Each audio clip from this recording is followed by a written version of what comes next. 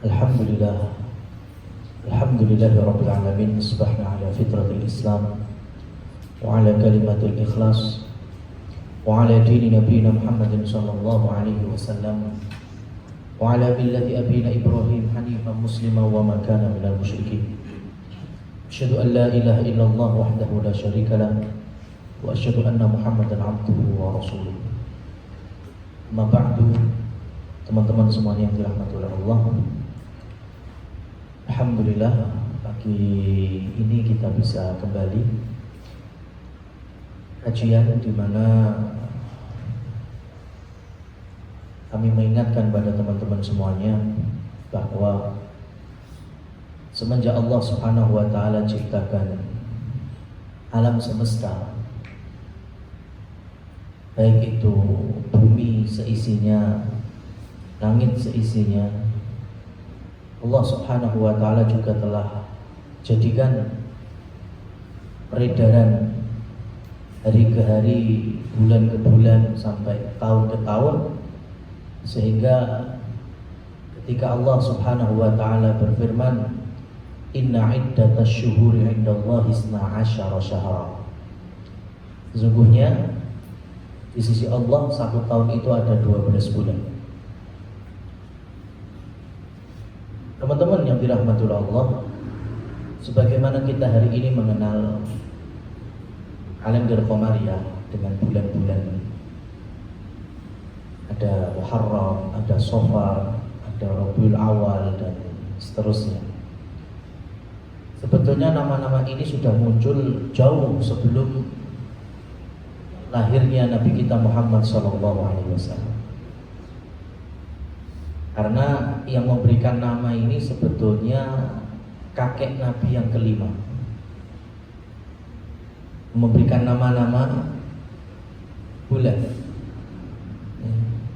Jadi penanggalan Islam, kemudian bulan-bulan yang kita kenal dengan kalender Islam, itu bukan Nabi Muhammad yang ngasih nama. Bahkan beliau belum lahir pun sudah ada. Disinyalir yang memberikan nama adalah kakek Nabi yang kelima. Jadi kalau Nabi kita punya nasab Muhammad bin Abdullah bin Abdul Muttalib bin Hashim bin Abdi Manaf bin Qusay bin Kilab lain. Jadi simbahnya Nabi yang bernama Kilab itulah yang membuat nama-nama bulan. Dan dia ngasih nama itu disesuaikan musim ataupun kultur budaya orang-orang Arab. Contohnya kalau musim adalah semi, dimana kalau musim semi setandus-tandusnya Mekah dan sekitarnya itu airnya ada. Bahkan di beberapa tempat bisa tumbuh beberapa jenis tanaman, contohnya rumput-rumputan. Maka karena orang Arab mengenal musim semi dengan istilah Rabi, awal musim dikenal dengan Rabiul Awal, dan penutupan musim seminya dikenal dengan Rabiul Akhir atau Rabiul Tsani. Setelah itu dingin sekali, bahkan beberapa itu jadi beku. Nah, beku dalam konteks Arab itu sebutannya jamad. Jamad itu artinya beku, frozen itu jamad. Maka akhirnya sama simbah Kilab ini, musim dingin yang bisa membeku itu dikasih nama Jumada. Ya, Jumadi tonggomu mas, Jumada, ya kan? Jumada. Awal musim dikenal dengan Jumadal Ula, akhir musim dikenal dengan Jumadal Akhirah atau Jumadat Tsaniyah. Ini sesuai dengan musimnya. Ada musim semi, Rabiul Awal, Rabiul Akhir, ada musim dingin, beku, Jumadal Ula, Jumadal Akhirah, ada musim juga musim haji. Kayak disebut dengan Dzul Hijjah. Hijjah artinya ibadah haji, di mana 1 bulan itu memang difokuskan untuk menjamu tamu-tamu Allah. Sehingga dari dulu memang haji itu setahun sekali. Dan pasti rame, pasti padat. Karena udah dari awal Allah dalam Al-Quran sudah mengabulkan doa Nabi Ibrahim, ya, dan Allah juga menyatakan inna awwala baitin wudi'a lin-nasi lalladzi bi Bakkah mubarakah. Sesungguhnya rumah ibadah pertama kali yang ada di muka bumi adalah Ka'bah. Di mana posisinya Bakkah? Ini teman-teman, ya. Hari ini muncul lagi orang-orang yang sembarangan menafsirkan Al-Quran.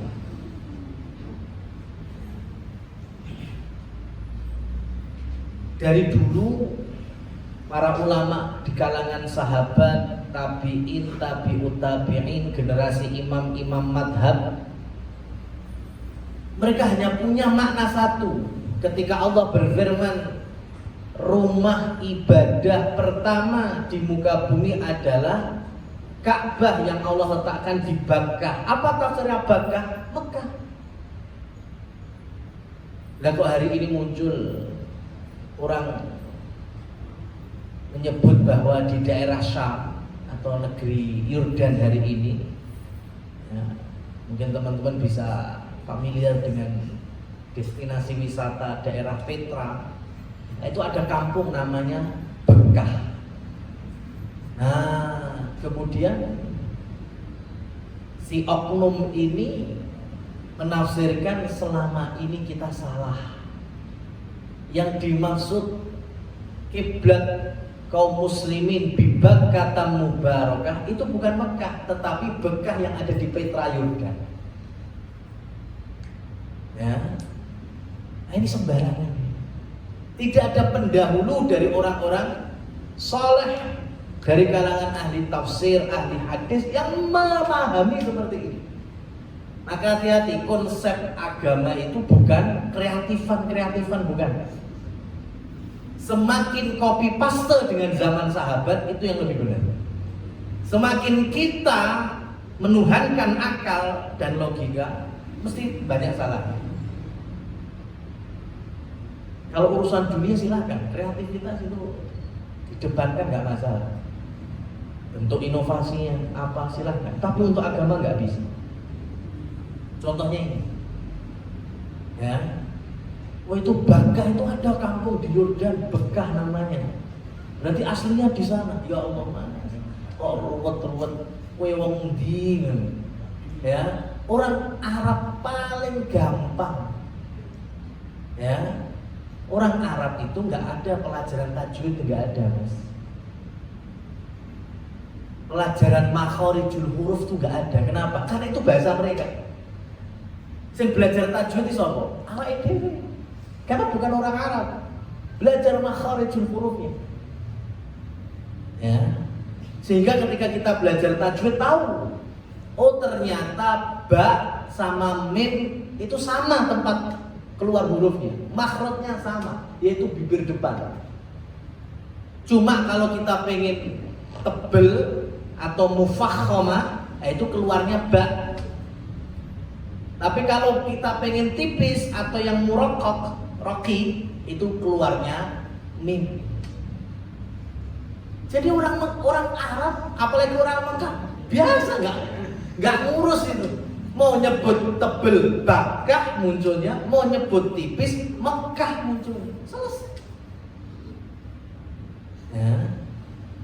Makanya semua ahli tafsir yang mu'tabar atau yang bisa kita pegang, semuanya dalam satu pendapat Bakkah Mekah podo wae. Lah kok saiki wong malah muncul reko-reko ya, itu bukan Mekah, itu yang ada di Yordan, di kampung daerah Petra. Ya. Nah, ini sembarangan. Gak usah ado-ado tak kayak contoh. Sekarang sebutan Jogja nganggo J, Mbak Yogya nganggo Y. Ayo sing bener di sing salah ndi? Apa padha karo? Ya, enggak usah ngurus sing tafsir mau wis sekarang. Ya kan? Mau Yogya, Jogja, sing di sing salah, di sing bener apa kita mudeng semuanya? Kita paham semuanya. Karena kita tinggal gak jauh dari tempat itu. Mau nulisnya pakai Y Yogya, ya mudeng wis kono kuwi. Mau nulisnya pakai J Jogja, kita tahu. Ya kan? Makanya orang kalau nggak tahu, penting tanya kita, orang yang ada di lingkungan itu. Ya, jangan kemudian asal menafsirkan. Oh, sing bener J, oh sing bener J. Lho, awake dhewe biasa bae. Arep nganggo J yo kena, arep nganggo Y yo biasa. Ya. Nah ini, maka ketika kita harus tunduk di atas keterangan dalil, baik itu ayat-ayat maupun hadis-hadis Rasul, dengan pemahaman yang benar. Sebagaimana tadi saya lanjutkan, ada musim-musim haji yang sebelumnya ada juga bulan persiapan namanya Dzulqa'dah, diambil dari Qa'adah, artinya duduk-duduk. Karena orang Mekah yang awalnya merantau kemana, dagang, berburu, harus balik. Waktunya pulang, sebagai prepare bulan depan kita menjambut tamu-tamu Allah. Idul Qa'dah, Dzulhijjah, Muharram, itu orang Arab standby di posisi masing-masing. Karena ada orang dari segala penjuru ya, siap untuk beribadah di sana, meskipun eranya masih era jahiliyah, tapi sudah dimaklumi setahun haji cuma bisa. Maka kalau masih ada dari teman-teman reka-reka nggawe arisan haji, saya kritisi. Ya, koyo renek model liyane wae. Ya, arisan haji itu arisan yang nggak logis. Sekarang haji setahun berapa kali? Setahun. Ini kalau pakai istilah arisan dalam maknanya ya, artinya satu kopiok keluar satu, ya, bukan arti tabungan iuran, bukan. Ini betul-betul dengan definisi arisan. Saya kira sing melu ana wong 20 ya. Ya, kira-kira sing kopiokan terakhir orang ke-20 berarti berangkatnya berapa tahun kemudian? 20 tahun kemudian itu orang daftar ke Menak. Ya, kira-kira kalau daftar ke Menak itu antriannya 40 tahun. Terus tambah meneh arisan, itu yang paling akhir 20 berarti berapa tahun? 60 tahun. Ya, sudah nggak masuk akal. Ya, kayak mulai arisannya umur 30. Wah, bisnis. Ya, apa yang diharapkan? Ya, jadi perlu dikritisi itu arisan haji. Kalau dengan makna arisan betul ya, arisan artinya dengan satu kopioan keluar satu orang sudah. Berbeda dengan arisan korban, itu masih bisa dimanage. Meskipun setahun sekali, tapi kan ketemu wong 20 kan iso jadi bentuk tabungan atau iuran, ya mungkin 7 orang dibentukkan dalam satu ekor sapi, ya kopioannya itu tahun itu 7 orang sapi, berarti kan insya Allah muternya bisa 2-3 tahun sekali, masih mending. Kalau haji setahun sekali, antrian ke Menak udah puluhan tahun, lazim mau terakhir, ya maka kapan? Maka nggak perlu dilanjutkan kalau ada arisan haji. Nah, rekan-rekan sekalian, dari bulan-bulan tadi ini yang kemudian di zaman Rasul ya juga masih sama. Rasul menerangkan karena ayatnya itu berlanjut wa minha arba'atun hurum. Dari 12 bulan tadi itu ada 4 bulan yang mulia. Yang dimaksud mulia itu apa? Mulia itu ada 2. Disebut hurum itu karena ada 2 perkara. Yang pertama adalah hurmatun lil qital, larangan untuk perang. Meskipun orang jahiliyah dulu di 4 bulan ini mereka anti perang, nggak mau perang. Itu yang pertama. Yang kedua hurmatun lid dzulmi, dimuliakan karena haramnya berbuat kezaliman. Makanya nanti ketika Rasulullah SAW membawa syariat Islam, ya, difahami oleh para ulama, setiap kita beramal soleh di 4 bulan yang mulia ini, maka pahalanya dipastikan berlipat ganda. Dan sebaliknya, setiap kita berbuat dosa di 4 bulan yang mulia ini, maka dosa dan catatan keburukan juga bakal dilipat gandakan. Ini kaidahnya. Ya. 4 bulan itu apa saja? Di dalam hadis Rasulullah SAW menjelaskan, salasun mutawaliyat, 3 berurutan, yaitu Dzulqa'dah, Dzulhijjah, Muharram, berdampingan. Dzulqa'dah, Dzulhijjah, Muharram. Adapun satunya kecepit, baina Jumada wa Sya'ban. 1 bulannya ini kecepit di antara bulan Jumadal Akhirah sama bulan Sya'ban. Bulan apa itu? Rajab. Ya, jadi 4 bulan mulia itu ada Dzulqa'dah, Dzulhijjah, Muharram, dan Rajab. Dzulqa'dah sudah kita sebutkan tadi definisinya. Orang persiapan untuk haji, duduk-duduk, pulang balik ke kampungnya, yaitu di Mekah. Dzulhijjah full 1 bulan untuk tema haji. Kemudian Muharram juga setelah mereka haji tentu ada finishingnya, itu 1 bulan itu.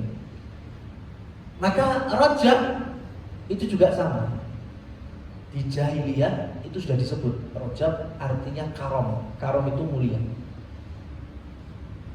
Mereka tidak berani berperang di bulan itu, dan mereka karena nggak berperang, nggak keluar rumah, ya, ngapain enaknya? Akhirnya mereka melaksanakan ibadah dengan menyembelih kurban. Cuma jahiliyah. Berarti kurbannya kurban syirik, nggak nyebut bismillah, Allahu Akbar, enggak, tapi nyebut berhala-berhala sesembahan selain Allah. Belehnya pun juga di sekitar berhala. Ya, terkadang di sekitar Manat, terkadang di sekitar berhala Hubal, kadang di sekitar Lata, Uzza, beleh. Ya, kemudian nanti dagingnya bisa dibagikan, makan-makan bareng gitu. Sampai Rasulullah SAW hadir menjadi nabi, dakwah di Mekah, dan kebiasaan Rasulullah SAW sesuatu yang baik tetapi mengandung kesyirikan, yang Rasul luruskan kesyirikannya, itu yang dihapus, yang dibetulkan, ubah menjadi bentuk tauhid. Kira-kira kalau kurban, kemudian bersedekah dagingnya, kemudian makan-makan bareng-bareng, baik apa enggak itu? Baik. Tapi karena ada syiriknya, maka syiriknya yang diluruskan. Ya, ini hal yang salah. Maka kalau mau berkurban, nyembelihnya harus hanya mengucapkan asma Allah, Bismillah, Allahu Akbar. Sudah. Habis itu dagingnya mau dibagikan, dimasak bareng-bareng, silahkan. Dan tidak boleh menyembelih di tempat yang dulu dibuat acara dan ritual jahiliyah. Sudah itu aja. Maka sahabat-sahabat yang punya kemampuan seperti Utsman bin Affan, Abdurrahman bin Auf, Sa'ad bin Abi Waqqas, ya, Mus'ab bin Umair, ini sahabat-sahabat yang berharta, yang tinggal di Mekah, itu mereka biasa di bulan Rajab memuliakannya, yaitu dengan cara berkurban. Sampai selepas 13 tahun dakwah di Mekah, Rasul kemana? Hijrah ke Madinah. Dan di tahun kedua beliau hijrah di Madinah, turunlah ayat Inna a'tainakal kautsar fasholli li rabbika wanhar. Al-Kautsar ayat 2 itu. Hei Muhammad, fasholli, tegakkanlah salat, yaitu salat Id, Idul Adha, wanhar, dan menyembelihlah. Maka dengan turunnya ayat ini, perintah menyembelih atau kurban lebih khusus lagi ada di Idul Adha. Maka sahabat yang saat itu tinggal di Madinah, sudah mau yang muhajirin, mau yang ansor, mereka pun menyembelih di bulan Idul Adha, tanggal 10-nya, kemudian 3 hari selanjutnya kita kenal dengan hari Tasyrik. Nah, ngepasi bulan Rajab, sebagian sahabat dari Mekah itu masih ada yang nyembelih. Dan Rasulullah SAW bersabda, al-atiratu haqqun. Al-atiratu haqqun. Atirah itu masih ada, atirah itu fakta realita. Sahabat muhajirin yang datang dari Mekah nggak penasaran. Si penasaran siapa? Sahabat Ansor Medina, apa itu atirah? Atirah ini pun apa ya Rasul? Kami nggak tahu atirah itu apa. Kemudian Rasul menjelaskan, wahiyar rojabiyah. Atirah itu adalah sembelihan yang dikorbankan di bulan Rajab. Sahabat dari Mekah nggak penasaran, karena di Mekah sudah terbiasa mereka nyembelih di bulan Rajab. Cuma ketika sudah hijrah, muncul syariat baru, yaitu syariat kurban di hari Idul Adha, maka mereka memindahkan kurban itu di bulan Idul Adha. Tetapi ada sebagian sahabat dari Mekah yang di bulan Rajab masih beli, makanya penasaran. Dan Rasul kemudian menyampaikan al-atirah itu realita, fakta, dan masih ada. Sahabat Madinah bingung, apa itu atirah? Oh, kalian nggak tahu karena kalian orang Madinah, kalian bukan orang Mekah. Maka dikasih tahu sama Rasul, atirah itu rojabiyah, yaitu kurban yang dilaksanakan di bulan Rajab. Maka dari sini madhab Syafi'iyah, ya, pendapatnya Imam Syafi'i yang dijelaskan dengan panjang lebar oleh Imam Nawawi rahimahumullah, bahwa ibadah menyembelih di bulan Rajab itu masih bisa berjalan. Ya, jadi kalau mungkin teman-teman duwe kerentet wingi meh korban tapi nggak punya rezeki, ya, sehingga gagal korban di Idul Adha. Dan sekarang karena kita di bulan Rajab, ya, dilapangkan rezeki, kemudian pengen korban, monggo silakan, nggak apa-apa, ya, ada pahalanya, meskipun tetap tidak bisa mengalahkan korban di 10, 11, 12, 13 Dzulhijjah. Tapi ini termasuk kemuliaan. Di antara menghidupkan bulan mulia Rajab dengan ibadah, salah satunya ibadah kurban. Ya, tidak apa-apa. Bahkan waktunya lebih panjang. Kalau tadi Idul Adha kita kurban cuma berapa hari batasnya? 4 hari dong. Tanggal 10 plus 3 hari tasrik. Tapi kalau nyembelih di bulan Rajab full sebulan, iso 29, iso 30. Bebas. Ya, yang penting syaratnya satu, ojo wengi. Enggak boleh nyembelihnya ketika sudah maghrib. Jadi kalau sudah terbenam matahari atau adzan maghrib itu enggak boleh ada penyembelihan. Baru nanti besoknya matahari terbit, nah itu baru boleh penyembelihan. Ya, waktunya langsung. Dan persis seperti fikih kurban, persis, mau pakai domba boleh, sapi boleh, unta boleh. Kemudian dibagikan kepada teman-teman atau siapapun boleh, sebagiannya dikonsumsi sendiri buat makan-makan bareng, silakan. Ini diantara menghidupkan bulan Rajab yang ada dalilnya dan difahami oleh para sahabat. Nah, teman-teman semuanya yang dirahmati oleh Allah Subhanahu wa taala, Berarti ini PR kita, dimana 2 bulan lagi kita bertemu dengan Ramadan, dimana Ramadan adalah bukan hanya 4 dari 12, bahkan 12 itu yang paling istimewa ya Ramadan. Dan ibadah kita ini kalau yang besar-besar, agung-agung, itu pasti ada stretchingnya, ada pemanasannya, ada persiapan. Contohnya ibadah harian yang paling agung apa? Sholat wajib. Ada persiapannya apa enggak? Ada. Dimulai dari azan kita jawab, balas, ya, wudu, kemudian bisa kita lakukan sholat sunnah sebelumnya, qobliyah, baru kemudian sholat wajib. Ini kalau dijalankan, yakin lebih tumakninah, lebih khusyuk dibandingkan kita langsung ambil, ya, langsung tancep ambil wajibnya tok. Tentu rasanya beda. Dengan kita persiapan, mulai wudunya tumakninah, jawab salamnya, jawab adzannya tumakninah, kemudian diawali dengan sholat sunnah qobliyah, sholat wajibnya insya Allah lebih bagus. Ya. Ramadan juga sama. Siapa dari kita nggak punya impian Ramadan baik? Tapi lek angen-angen kuwi lagi mbok cak nih pas Ramadan, yakin nggak tuntas. Ya, usaha pengen fokus ibadah lebih banyak, ya, bacaan Qur'annya, wiridnya, doanya, ya, lebih tepat waktu sholatnya. Tapi mulainya tetap Ramadan, yakin kalah kabut. Tapi kalau ada persiapan 1 bulan atau 2 bulan sebelumnya, nah, wis biasa Mas. Ramadan sholat tepat waktu wis dilatih sebulan yang lalu, 2 bulan yang lalu, ya.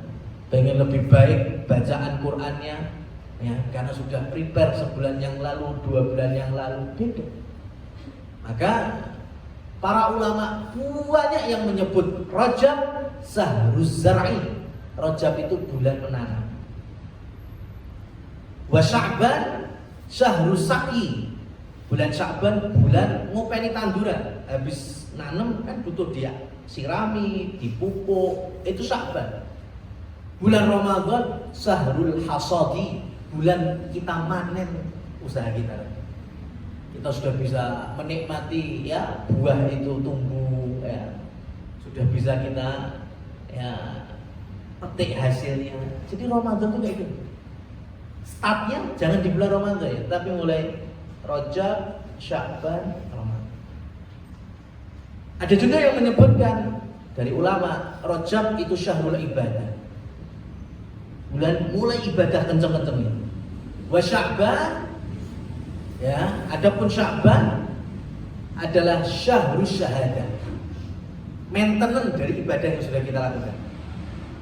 Evaluasi masih kurang di mana ya, perbaiki di mana. Ramadan syahruz ziyadah, bulan tinggal nambah volume dan intensitas ibadah tadi. Kenapa? Karena sudah kita biasakan di 2 bulan sebelumnya. Ini Ramadan tinggal nambah. Tapi kalau kita startnya Ramadan susah, ya. Awalnya mungkin semangat, tapi ketemu pekan kedua, pekan ketiga, yakin habis. Kenapa? Karena kita tidak melakukan pemanasan. Maka dari sini, mumpung kita sudah masuk bulan Rajab, kita ambil keutamaan dan fadilah bulan Rajab dengan memperbanyak ibadah, amal soleh, ketaatan, apapun itu. Mulai dari yang ringan sampai mungkin menengah sampai, ya, seterusnya. Dan yang menjadi catatan berikutnya adalah sebagus-bagusnya niat kita untuk menghidupkan bulan Rajab, bulan yang mulia, tetap harus sesuai jalur, harus sesuai koridor. apik, tapi kalau tidak sesuai tuntunan, tiwas kesel tok, tidak diterima di sisi Allah. Karena bulan Rajab saking mulianya itu banyak hadis-hadis palsu dan hadis-hadis lemah ya, yang memotivasi padahal itu tidak ada dari Rasulullah SAW. Ya, jadi ada beberapa yang merebak di tengah masyarakat, contohnya adanya puasa khusus bulan Rajab, dan itu nggak ada pada Rasul. Sampai yang pengen puasa sunnah di bulan Rajab silahkan, tanpa dengan dalil yang lemah atau palsu. Yang biasa puasa Senin Kamis lanjutkan, mumpung bulan Rajab, bulan yang mulia. Yang terbiasa ambil puasa sunnah 3 hari dalam sebulannya silahkan lanjutkan, mau ditambahin juga nggak apa-apa. Apalagi yang puasa Daud, monggo. Cuma tidak ada puasa khusus bulan Rajab, tidak ada dalil. Puasanya khusus nggak ada, sholat khususnya juga nggak ada. Karena ada dari golongan Syiah Rafidhah itu gawe-gawe sholat dikenal dengan sholat raghaib. Biasanya dilaksanakan malam Jumat, Kemis poso sedina utuh. Nah itu nanti ketika maghrib, sholat maghrib, habis itu sholat sampai isya. Biasanya sampai 12 atau 14 rakaat. Tapi bacaannya ya itu ada penentuannya. Habis Al-Fatihah nanti ada inna anzalnahu fi lailatul qadar ping 7, ping 17, ping 17. Kemudian nanti rakaat berikutnya qul ya ayyuhal kafirun ping 5, ping 15, ping 20. Itu ada tuntunannya versi Syiah dan tidak pernah dicontohkan oleh Rasulullah SAW. Ya, di kita dikenal dengan sholat raghaib, tidak ada ini. Nah, ini jangan kemudian disalah pahami. Oh berarti nggak mau diajak beramal soleh di bulan Rajab, bulan mulia. Siapa yang nggak mau diajak? Kita siap beramal baik, amalan soleh di bulan yang mulia, tapi tetap sesuai tuntunan. Kalau nggak ada tuntunan, tetap kita tolak. Karena syarat diterima ibadah itu yang pertama ikhlas, yang kedua adalah ittiba. Ittiba itu maksudnya mengikuti contoh dari Rasulullah SAW yang difahami oleh para sahabat. Sahabat aja nggak mudeng salat raghaib. Lalu kita kemudian menciptakan sendiri. Ya, jadi berkreasi dalam ibadah itu malah nggak bagus.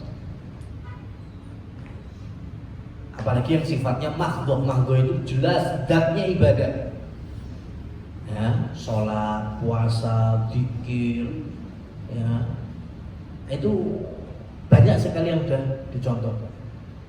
Tapi yang tidak ada di zaman Rasul, ya karena adanya perubahan zaman, silahkan berkreasi, sedekah. Zaman Nabi sedekahnya dinar, dirham, kurma, gandum, ya, nggak ada kiris zaman Rasul. Ya, tapi sekarang mau sedekah via kiris, mau transfer, mau apa, silahkan. Nggak masalah. Karena sodakohnya tetap ada, cuma teknisnya belum ada di zaman Rasul. Kalaupun di zaman Rasul sudah ada, insya Allah nggak masalah. Berbeda dengan sholat, zikir, puasa, zaman Rasul sudah ada. Zaman kita coba apa? Puasa apa bedanya? Nahan lapar.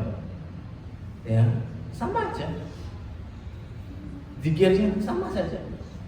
Sholatnya, gerakannya juga sama saja. Kalau kita malah menambah, kita yang salah. Jadi sekali lagi tidak ada pengkhususan puasa di bulan Rajab. Tidak ada pengkhususan sholat tertentu di bulan Rajab. Kalau teman-teman mau mulai tahajudnya di bulan Rajab silakan. Sebagai pemanasan, Syakbannya lanjut, Ramadannya insya Allah bisa lebih istiqamah. Ramadan pengen sedekah banyak, yakin nggak dimulai dari sekarang nggak mungkin metu itu, ya nggak mungkin keluar. Tapi kalau kita sudah latihan dari sedikit di bulan Rajab, Syakban, maka Ramadan insya Allah bisa nambah. Begitu pula doa-doa khusus. Ini yang mungkin banyak sekali tersebar, tapi saya menyampaikan sebagaimana ilmu yang saya ketahui teman-teman semuanya.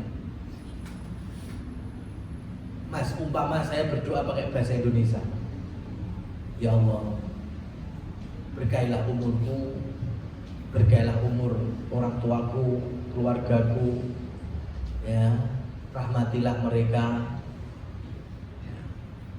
kumpulkan kami dalam ketaatan-ketaatan, baik di bulan ini, bulan Sya'ban sampai bulan Ramadan. Boleh nggak Mas? Saya doa gitu? Boleh. Mau pakai bahasa lain, yang penting kita paham, boleh.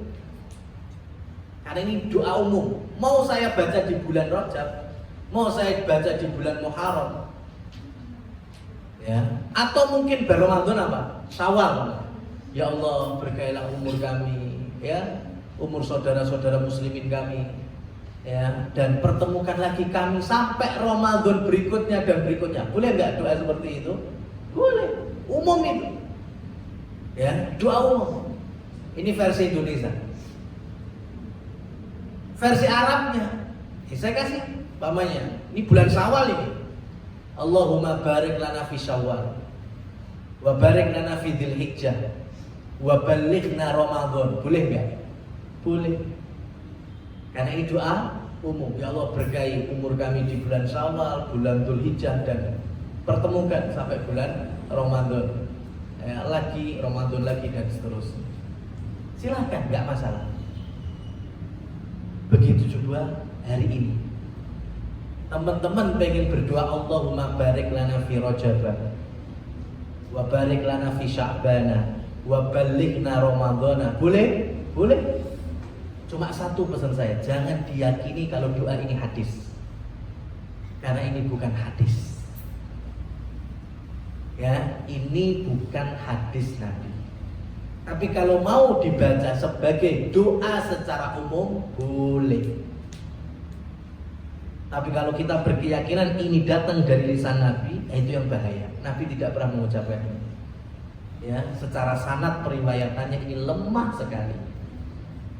Ya, jadi tidak ada hadis Nabi yang berbunyi Allahumma ya barik lana fi Rajab wa Sya'bana wa ballighna Ramadan. Ini bukan hadis.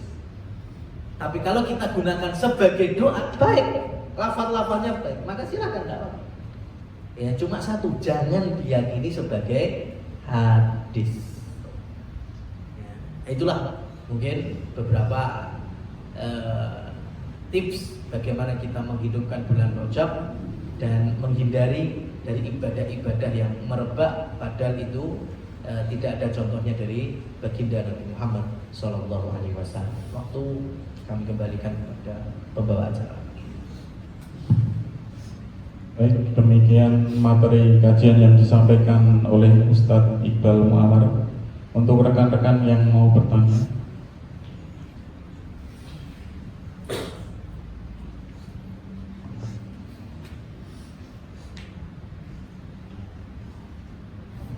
Bismillahirrahmanirrahim. Assalamualaikum warahmatullahi wabarakatuh, Ustaz. Ini sebenarnya meneruskan dari kajian yang kemarin tidak dapat waktu, mungkin sekarang dapat waktu. Dalam kajian minggu kemarin diterangkan bahwa kewajiban seorang mayat apabila sudah meninggal adalah menyelesaikan hutang-hutangnya, baik hutang kepada manusia maupun kepada Allah Subhanahu wa Ta'ala. Salah satunya adalah ibadah haji. Dan ibadah haji tersebut apabila tidak bisa menunaikan adalah yang membadalkan atau yang menunaikan adalah orang yang sudah berhaji. Nah, sedangkan mengingat di Indonesia itu antrian haji yang Ustadz sebutkan itu, kalau Jawa Tengah itu kalau diketahui itu sekitar 30 sampai 40 tahun. Jadi kalau misalnya mendaftar sekarang usia ya 50, kita bukan mendahului kendaknya, kemungkinan untuk jatahnya itu kemungkinan kecil untuk bisa berangkat. Salah satunya itu. Pertanyaannya adalah, saya mempunyai orang tua beliau umurnya sekitar 70 tahun, hampir 80 tahun. Insya Allah akan menunaikan haji itu tahun 2040, Ustaz. 2040. Ya, ya. Jadi mengingat dari usia beliau itu kemungkinan tidak akan bisa berangkat. Kita tidak mendahulunya. Kalaupun bisa berangkat, kemungkinan tidak akan bisa untuk istilahnya dalam hal ini adalah untuk berdiri saja, istilah untuk berjalan saja sangat susah. Jadi kemudian beliau berpesan atau dalam hal ini berwasiat kepada anak-anaknya berjumlah 6 orang. Jadi untuk istilahnya mengganti beliau karena kekurangan ilmu kita, jadi istilahnya anak-anaknya diserahkan untuk mengganti beliau. Pertanyaannya dari kemarin adalah yang boleh membatalkan haji adalah orang yang sudah berhaji, sedangkan 6 orang anak tersebut belum pernah berhaji. Hanya satu qadarullah sudah umroh. Jadi pertanyaan adalah dalam tersebut bagaimana Ustaz untuk ke depan. Terima kasih. Assalamualaikum warahmatullahi wabarakatuh. Baik. Intinya ya, kalau yang sudah pernah umroh maka berpotensi menjadi badan umroh. Ya, kalau untuk badan haji belum bisa. Jadi syaratnya badal umroh itu sudah pernah melaksanakan umroh. Syaratnya badal haji itu sudah pernah melaksanakan haji. Nah, selanjutnya saya kasih solusi yang pertama. Semoga Allah Subhanahu wa taala menganugerahkan rezeki kepada 6 anak ini, semuanya ataupun di antaranya, sehingga di antara 6 anak ini Allah jembarni rezeki ini sampai bisa berangkat haji visa furoda atau ekspatriat atau dakhili, sehingga tahun ini punya niat, tahun ini berangkat, ya kan? Ya kan? Diaminin dulu ya kan? Ujung-ujung langsung itu rezeki ya. Apa namanya? Zening anyar, itu sobudal ya, itu bisa berangkat. Insya Allah ya kurang lebih ada di ring ya, kalau masih 200-an masih itu kemungkinan masih senam jantung, artinya iso ngangkat tempur. Tapi kalau 300-an yakin bisa aja, ya kan? 350 itu insya Allah ya berangkatnya. Itu pakai visa tadi furoda, dakhili, ekspatriat, enggak usah antri. Nah kalau ini terjadi, berarti kan di antara ahli waris atau 6 anak ini ada yang sudah haji. Lek pas 2040 membadalkan orang tuanya, wah sudah siap sekali. Ya, sudah bisa. Ini solusi yang dengan doa ya, disertai doa. Yang kedua, kalau memang ya stuck seperti ini terus ya, maka orang yang mau wafat atau yang sudah wafat dengan wasiat yang batil. Wasiat yang batil itu bukan mesti wasiat jelek ya. Wasiat batil itu wasiat yang menyelisihi syariat ya, itu juga tidak boleh dikerjakan. Contohnya tadi, pokoknya nganti umurku gak tekan, pokoknya di antara anakku enak sing badani. Dan masalahnya keenamnya belum ada yang haji.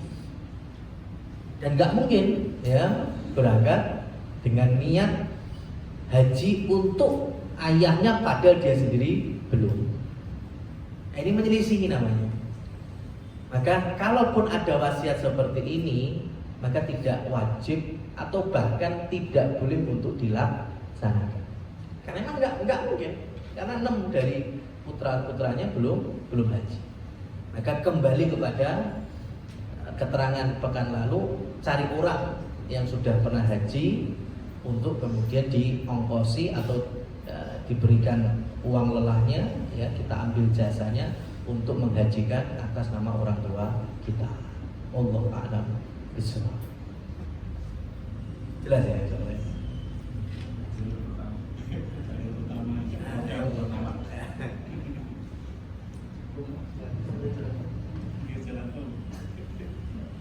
Demikian jawaban dari Ustadz Iqbal Muammar. Teman-teman rekan-rekan ada yang bertanya lagi? Kalau tidak, kami tutup kajian pada pagi hari ini dengan doa kafaratul majelis. Subhanakallahumma wa bihamdika asyhadu an la ilaha illa anta astaghfiruka wa atubu ilaik. Wassalamualaikum warahmatullahi wabarakatuh. Waalaikumsalam.